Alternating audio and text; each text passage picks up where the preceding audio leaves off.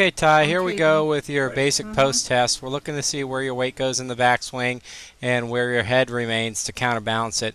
We notice that your weight definitely goes to your right side as your head stays in the center. If you were a full rear anchor golfer, your head would actually move more to the right. You know, you've done this 3 times, and each time you're very similarly see a shifting of the weight into the right foot. Your hips actually move a little bit to the right, but your head stays in a much more centered position. So we're going to do a refinement test as we go forward after we look at the swing anchor alignments so that we can dial in exactly how much of a rear post golfer you are or a rear anchor golfer you are. Okay, Ty, now we're going to take a look at your swing anchor test. We're going to start with the front anchor test. The biggest thing I notice in this test as you swing back is that your head moves significantly back to the right.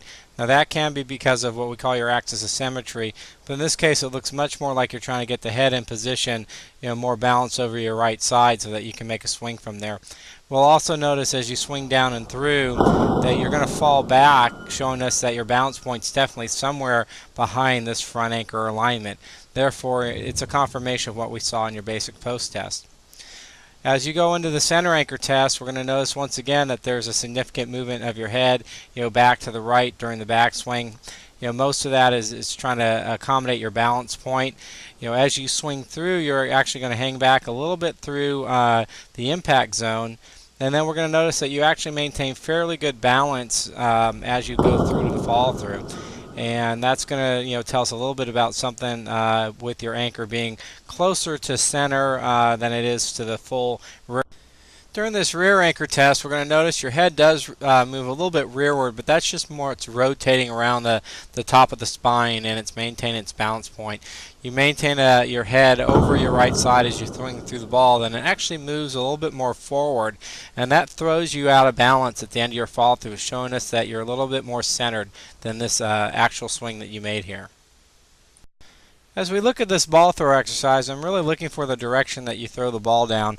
We are assessing already that you're somewhere in the side cover area, and as you throw this ball down from this, really loaded in the right side rear anchor alignment, you really throw it down in a much more downward angle than you do outward.